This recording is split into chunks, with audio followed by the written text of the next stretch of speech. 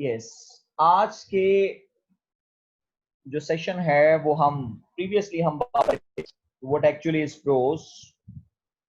आज हम देखेंगे कि इंग्लिश प्रोज का राइज कैसे हुआ। That's very very important university question as well, and it has been asked many times in University of the Punjab. You must be mentally alert about this question. It will be certainly helpful for you people as well. And without understanding a rise of English prose, it's almost you can say impossible to grasp the rich idea of prose as well. So जब आप rise की बात करते हो English pros की, तो much of the world's literature is written in a prose style. As I've already told you people कि दुनिया के अंदर जो ज्यादा लिटरेचर है या जितना कुछ बोला लिखा और पढ़ा और समझा जाता है उसमें अक्सरियती हिस्सा जो है वो प्रोज का। कि मैं पहले भी आप लोगों के साथ बात कर रहा था, चूंकि here we are more, you can say, familiar. हम यहाँ अपने आप को ज्यादा फेमिलराइज महसूस करते हैं। So that's why जो मोस्ट फॉर्म्स ऑफ राइटिंग है, जो स्पीकिंग है, वो प्रोज में की जाती है, जिसमें short stories, novels, journalism, academic writing, and even though regular conversation, we do not do like all these things in as well as I've already told you people कि ये जनाब पोइट्री में हो रहा है, नो।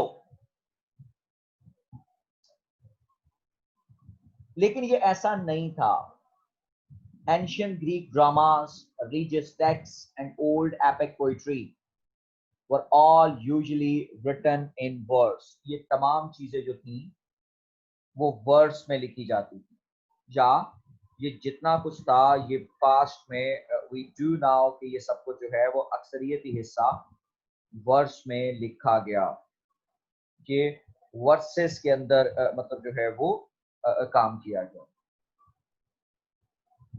लेकिन ग्रेजुअली जो pros है, जो प्रोज राइटिंग है, वो ग्रेजुअली डेवलप हुई। And with the passage of time we do observe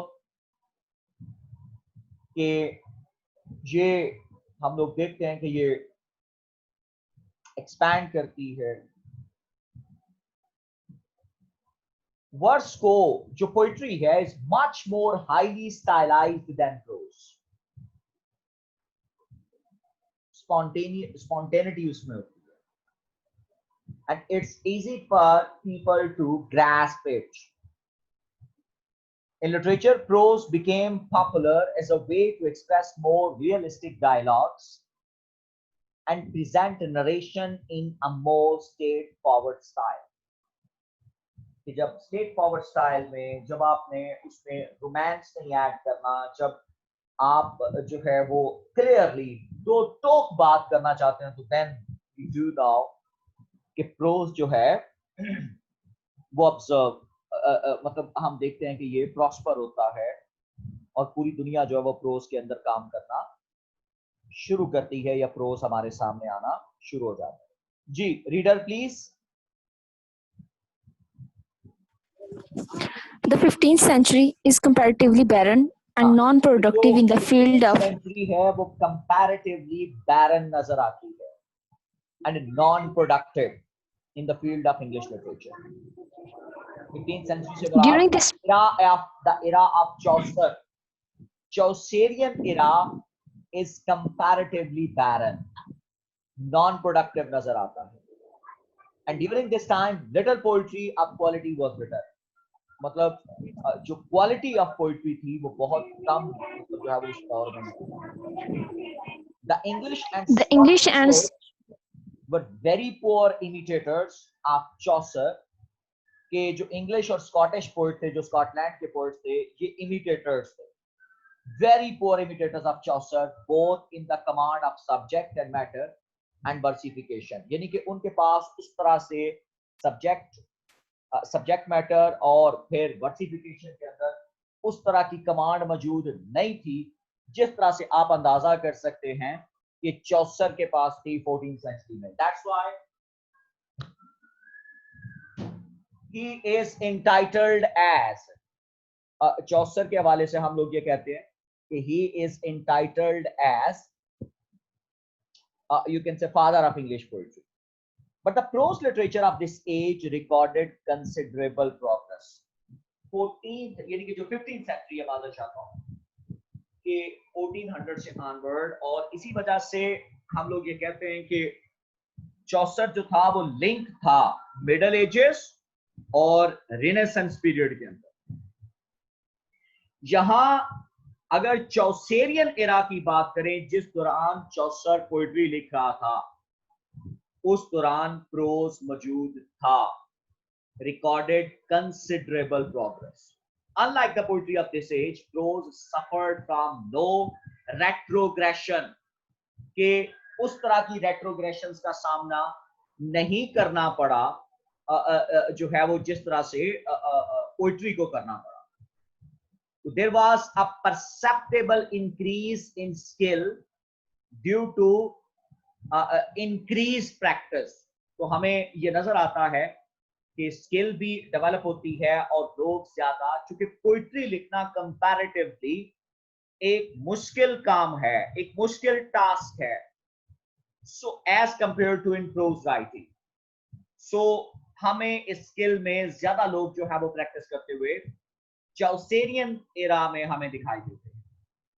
So there was growing perception of the beauties of rhythm and cadence, and there was the development of various prose style including the ornate and the plain. अब pros के अंदर ये दो style, ornate embellished style, जिसमें वर्बोसिटी use की जाती है, जिसमें हैवी वर्ड्स यूज किए जाते हैं, एंड द प्लेन स्टाइल. चूंकि उस दौर के अंदर ऑर्नेटेड और एम्बेलिश्ड पोइट्री चूंकि मौजूद थी, या पोइट्री के अंदर एम्बेलिश्ड स्टाइल यूज किया जाता था, या इस तरह से आप और आसानी से बात कर सकते हैं कि जो ग्रीक जो यू कैन से जिनको हम जाइंट्स कहते हैं, लिटरेरी जाइंट्स, उन्होंने भी बुनियादी तौर पर ऑर्नेटेड लैंग्वेज का इस्तेमाल किया था, एम्बेलिश्ड लैंग्वेज का इस्तेमाल किया था. तो दैट्स व्हाई इस एरा के अंदर आपको लैंग्वेज बहुत ज्यादा मतलब जो है वो एम्बेलिश्ड नजर आती है, और ये लिटरेरी स्टाइल भी माना जाता था कि लैंग्वेज जो है वो एम्बेलिश्ड होनी चाहिए. और फिर द प्लेन, दोनों आपको यहाँ पे नजर आते हैं.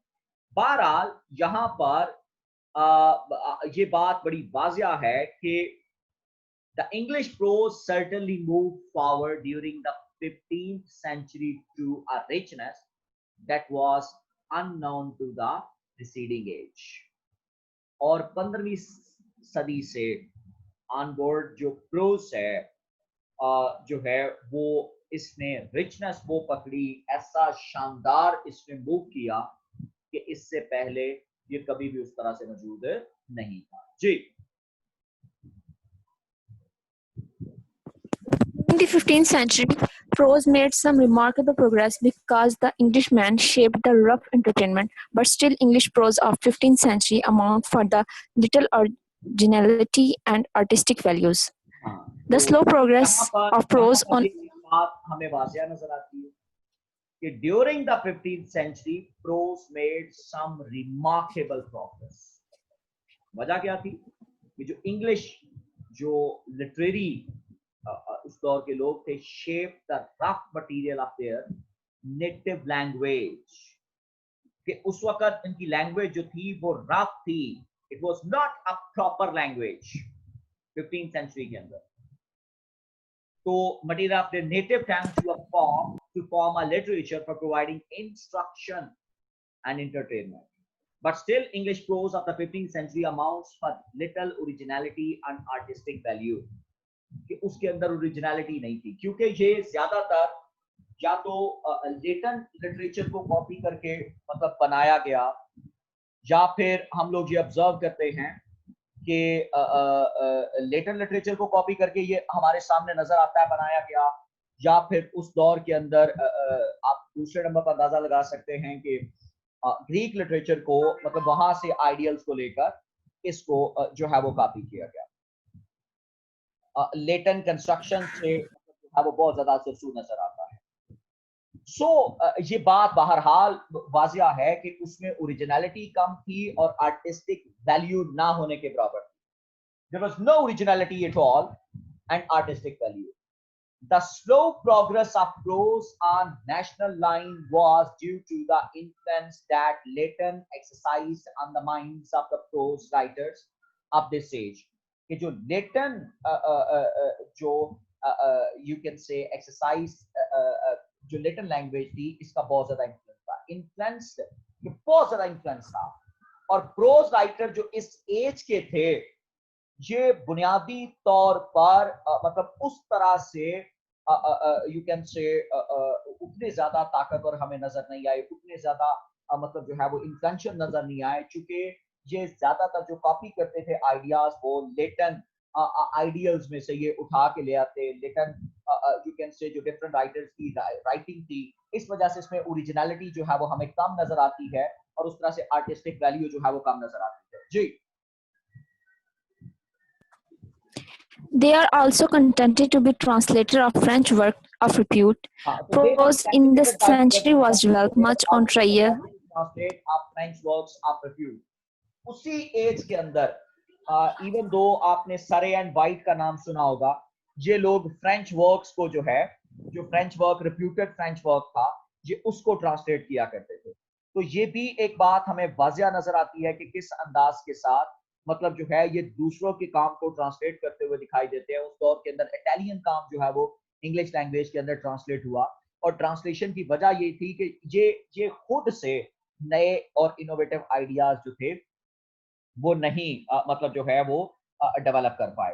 Pros in the century was developed prose in the century was developed much on trial and error basis। trial and error मतलब गलती करो और मतलब आगे बढ़ो, एफर्ट कर रहे थे ट्रायल एंड एरर बेसिस के ऊपर कि अभी प्रैक्टिस जारी थी।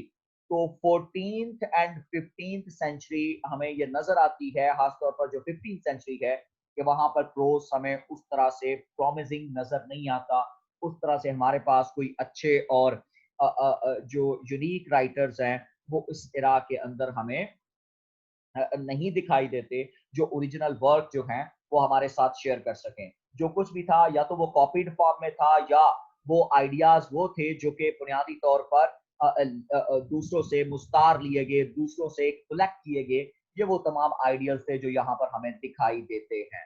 जी बेटा।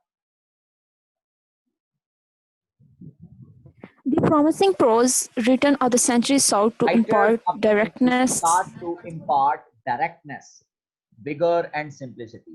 कि डायरेक्ट मतलब जो है वो मैसेज कन्वे किया जाए, vigor and simplicity। Ji It was due to this effort that the prose of the age developed and various kinds of prose work were written. It is interesting to observe the English prose writers attempt different kinds of prose during this period. Fisher and Cranmer, 1489 to 1556, popularized theological writing.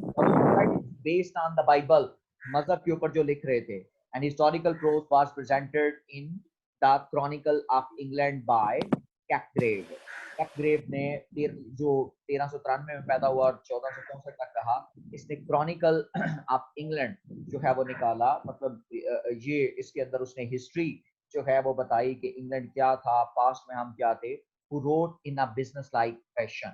Philosophical prose appeared in the governance of England by Fortescue। कि Fortescue ने philosophical ideals के मतलब जिंदगी के मुख्तलिफ issues के ऊपर उसने बात की और हमें फॉर्टेस्क्यू उसमें जो है वो बड़ा अहम राइटर नजर आता है और इसने द गवर्नेंस जो है वो उसके अंदर मतलब जो है वो अपना पॉइंट ऑफ व्यू दिया।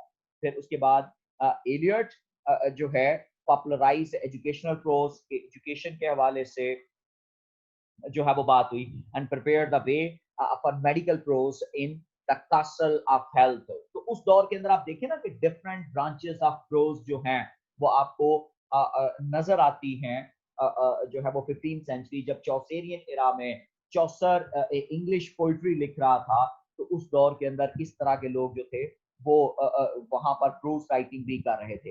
William Tyndale's translation of the Bible is highly praiseworthy. इससे पहले बाइबल जो थी वो लेटिन लैंग्वेज के अंदर मौजूद थी, या मोर और लेस वो लेटिन लैंग्वेज या ग्रीक लैंग्वेज के अंदर अगर मौजूद थी, लेकिन उसको ट्रांसलेट करके इन्होंने बाइबल जो है वो इसको इंग्लिश लैंग्वेज के अंदर ट्रांसलेट किया। इससे स्कोप बढ़ा, लोग ज्यादा बेहतर तौर पर मतलब मजहब की अंडरस्टैंडिंग को जो है वो डेवलप कर रहे थे, और डिफरेंट सॉर्ट ऑफ डोमेन्स या डिफरेंट जो नॉलेज है वो यहाँ पर इम्पार्ट करने की कोशिश की जा रही है। जी The Elizabethan age has well been called as a young age. It is full of Elizabethan age naturally ये 16th सेंचुरी, यानी कि 15th सेंचुरी के बाद, और ये वो दौर है जब आपको आपके दो मशहूर ड्रामाटिस्ट आपको मिलते हैं, जिसमें एक आपका विलियम शेक्सपियर है, दूसरा क्रिस्टोफर मार्लो है। उस दौर के अंदर ये बड़े नाम जो हैं वो आपको यहाँ पे नजर आते हैं, और इसी एज के अंदर जो है वो आपको एलिजाबेथ बहुत ताकतवर नजर आता है। आप मतलब इस एज का सबसे बड़ा नाम है जिसको हम तारीख में मतलब जो है वो लॉर्ड फ्रांसिस बेकन के नाम से जानते हैं। वो इस एज में सबसे ज्यादा इंप्रेसिव नेम नजर आया, इस एज में सबसे ज्यादा ताकतवर नाम नजर आया, कि जिसने प्रोज राइटिंग के अंदर जो है नए और इनोवेटिव आइडिया हमारे साथ शेयर किया। जी it was full of boundless vigor, reawakened intellectual esteems, and soaring imaginations. The best of this age is found in drama and next in poetry. हाँ, तो best As prose, unlike verses, हम लोग doesn't ये कहते admit हैं कि ये as जो है वो बेस्ट रही इन रिस्पेक्ट ऑफ ड्रामा, कि ड्रामे और पोइट्री के एतबार से ये शानदार रही। और इवन हम लोग ये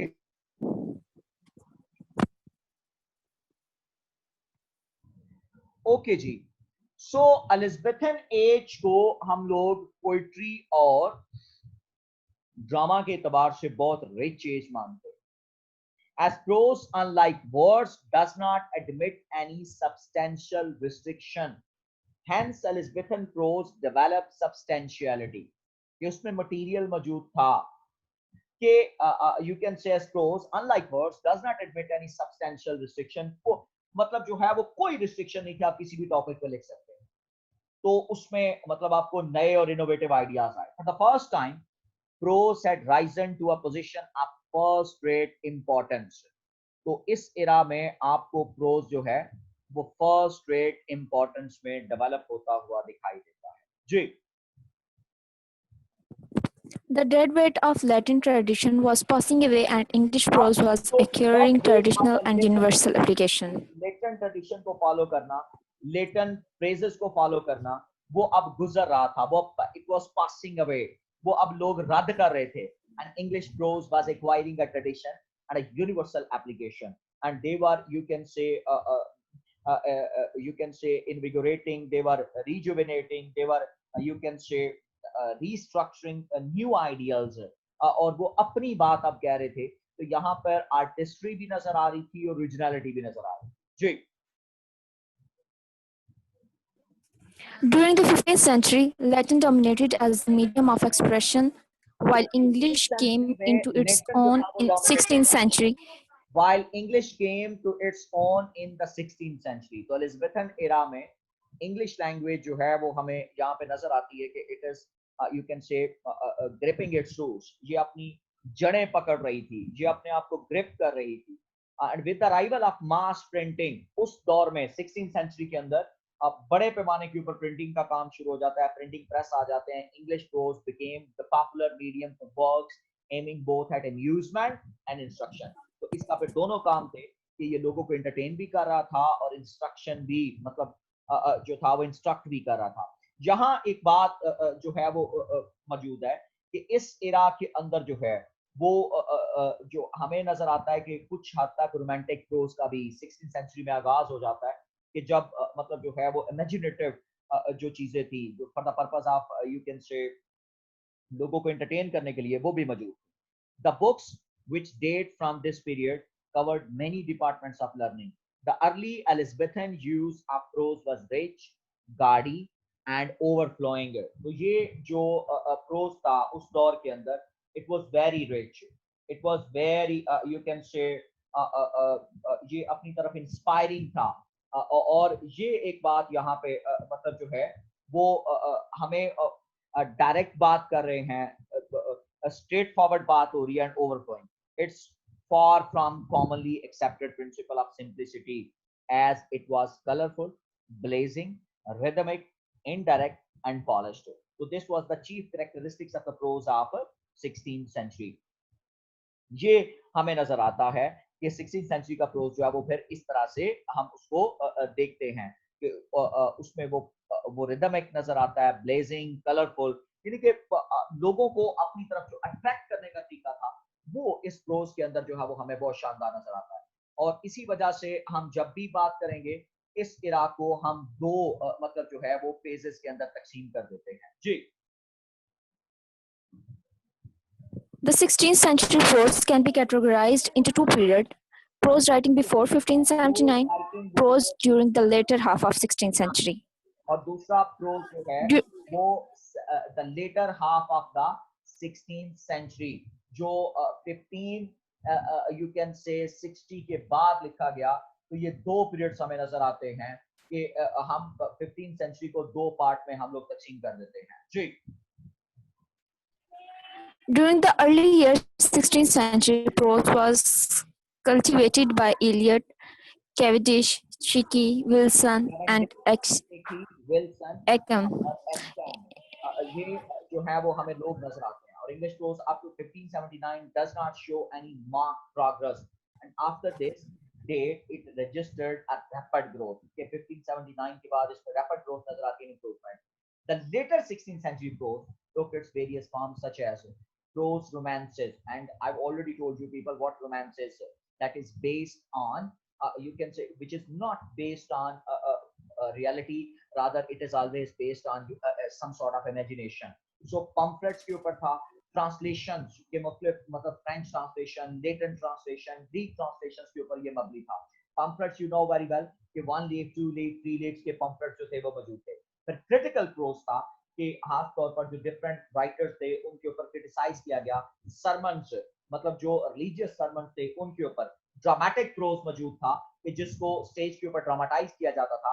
करेक्टर राइटिंग मतलब जो था उस वक्त मौजूद था, और एसेज जो थे वो एग्जिस्ट करते थे कि और एसे जो था वो एक पॉपुलर मीडियम माना जाता था उस एरा के अंदर। जी, जी, English prose up to 1579 doesn't show any. in this era In this era, a number of prose romances were produced. They were all written in euphemistic style. उस दौर के अंदर जितना भी प्रोज था it was written in euphuistic style.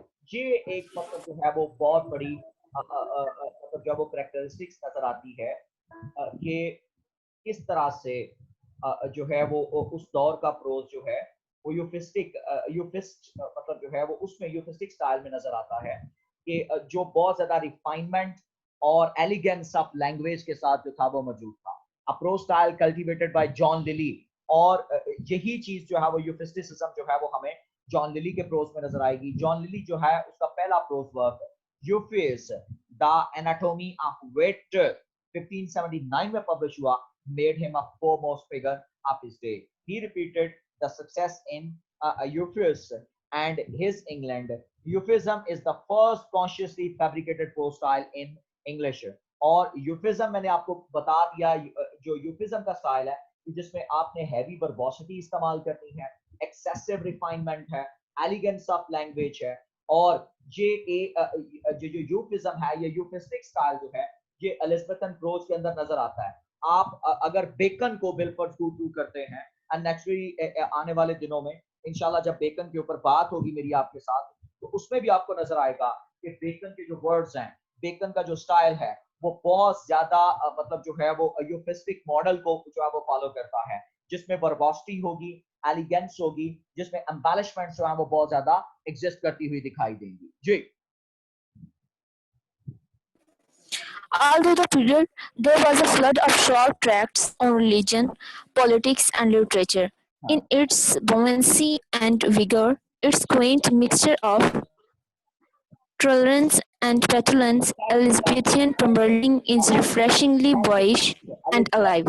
पैम्फलेटेरिंग is refreshing boyish and alive. तो यहाँ पर हमें जो एलिजाबेथन पैम्फलेटेरिंग स्टाइल था वो बिल्कुल एक यूथ स्टाइल हमें नजर आता है, यंग स्टाइल नजर आता है, और उसमें हम लोग ये देखते हैं कि इसमें विगर भी था, इसमें मिक्सचर ऑफ ट्रैकुलेंस भी था और पेचुलेंस भी था, मतलब दोनों फैक्टर जो है वो प्लेननेस भी नजर आ रही थी। और दूसरे नंबर पर हम लोग ये ऑब्जर्व करते हैं कि इसमें किस तरह से लोग जो थे वो पूरी तरह से मतलब जो था वो जो एम्बेलिश लैंग्वेज थी वो भी इस्तेमाल कर रहे थे। So it is usually keenly satirical, and in style it is unformed and uncouth, यानी कि unformed और uncouth। couth मतलब dry style, यहाँ पे uncouth तो dry नहीं था। The most notable among the pamphleteers were Thomas Nash, उसके बाद रॉबर्ट ग्रीन और Thomas Lodge.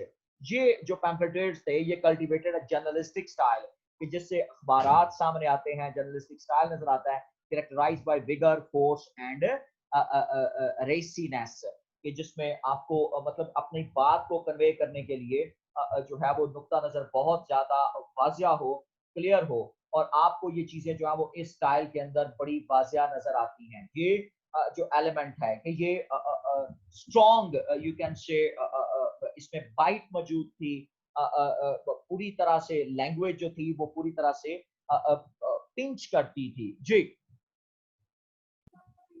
Sermon writing rose to a level. Literary importance in this period. Donne was the most notable, and his sermon contained the finest prose work. हाँ, तो Numbered इस 160. दौर के अंदर अगर आप देखें तो डन जो है, John Donne, one of the notable writer poet of this era, और जॉन डन जो है वो बहुत अहम नाम है इस एरा का। उसकी पोइट्री को हम कैसे इग्नोर कर सकते हैं? Love and divine poems, the most notable, and his sermons contain his finest prose work. Numbered 160, Donne's sermons show his unflinching faith in God, और खुदा के अंदर उसकी पूरी मोहब्बत जो है वो हमें बड़े जोरों शोर से नजर आती है। And Christianity and his oratorial skill, Donne's sermons of which the finest is probably Death's Duel, contain many of the features of his poetry. The other prominent sermon writers are James Ussher and Joseph Hall. James Ussher, born and educated at Dublin, was descended from a Protestant family. ये Protestant family से ताल्लुक रखता था, और he rose to be the bishop of Meath and archbishop of Aramge. तो ये उसका arch bishop भी हमें जो है वो नजर आया। तो फिर हम लोग यहाँ पर ये ऑब्जर्व करते हैं कि in 1640 he came to England and remained there throughout his life due to disturbance in Ireland. तो यहाँ पर आके उस बंदे के जो सरमन थे, जो डिस्कोर्सेस थे, and tracts show learning at right argument and a plain and easy style. तो उस बंदे ने भी नेचुरली जो थियोलॉजी के अंदर काम किया, that was very really effective. और उस बंदे की वजह से भी मतलब जो है वो जब सरमन्स जो हैं वो प्रो स्टाइल के अंदर मतलब जो है वो लिखे जा रहे हैं, तो ऑटोमेटिकली जो है वो लोग उसकी तरफ अट्रैक्ट होते हैं। और खास तौर पर जो ब्रिटिश जो है वो ज्यादातर हमें मालूम है कि ये ताल्लुक रखते हैं जो है वो प्रोटेस्टेंट स्कूल ऑफ थॉट से। प्रोटेस्टेंट जो है वो उनकी सेक्ट है, तो this is observed as well. जो सरमन्स थे वो उनको अट्रैक्ट कर रहे थे, और उन लोगों को मतलब जो है वो अपनी तरफ माइल करने के लिए ये जो प्रो स्टाइल था ये भी लोगों के अंदर जो था वो बहुत ज्यादा पॉपुलर था, कि जिसमें प्लेन वर्ड्स के साथ लोगों को कम्युनिकेट किया जाए। So overall, we do observe over here like those things. G, next. Joseph Hall was educated at Cambridge, took orders, and became a prominent of Puritans, among whom was Milton. He Among was was Milton, जिससे Milton का ताल्लुक था। और ये याद रखिएगा कि ये जो प्यूरिटन्स थे ये समझते थे कि इंग्लैंड जो है वो अब अपने रास्ते से हट रहा है, और ये अपनी सोसाइटी को मतलब जो है वो रिफॉर्म करना चाहते थे। और यही वजह है कि इनमें से ही मतलब जो कुछ लोग जो थे जब इन्होंने समझा कि इंग्लैंड जो है वो इनके जो रिलीजन है वो यहाँ पर खतरे में है, तो यही लोग जो हैं वो न्यू इंग्लैंड के अंदर माइग्रेट करके गए, जिसके ऊपर जो है वो एक आपका ड्रामा जो है वो लिखा गया था, द क्रूसिबल, मॉडर्न एरा के अंदर जो है वो आर्थर मिलर का ड्रामा। तो असल में ये वही प्यूरिटेनिकल सोसाइटी थी जो जिसको हम लोग मतलब जो है वो ऑब्जर्व करते हैं। सो यहाँ जो हम लोग देखते हैं या ऑब्जर्व करते हैं, he was appointed bishop of Exeter Norwich. Hall's opinions brought him to disgrace during the Puritan rule. Hall's devotional and theological works were numerous and include tracts, sermons and treatises, यानी कि मुख्तलिफ किस्म की जो है वो उसमें sermons थे, treatises थे, कि philosophical गुफ्तगू जो है वो हमें नजर आती है उस एरा के अंदर। और more or less we do observe कि ये जो प्रोस था इस दौर के अंदर, ये अपने इब्तदाई फेजेस से निकलकर जो है वो जो है वो यहाँ पर मतलब जब वो आगे को मूव करता है, स्मॉल पीस ऑफ सरमन्स जो है वो बोले जाते हैं। तो he is often shallow and voluble, यानी कि ऊपर से वो खोखला नजर आया। He writes with literary grace, लेकिन जो कुछ उसने लिखा लिटरेरी ग्रेस के साथ लिखा। He is the most literary of the theologians of his time. और वो अपने दौर के जितने भी मजहब के ऊपर लिखने वाले लोग थे उन सब में वो सबसे ज्यादा लिटरेरी नजर आया, कि जिसके अंदर वर्बोसिटी थी, जो बहुत ज्यादा हैवी स्टाइल के साथ लिख सकता था और शानदार और इंप्रेसिव स्टाइल के साथ बात कर सकता था।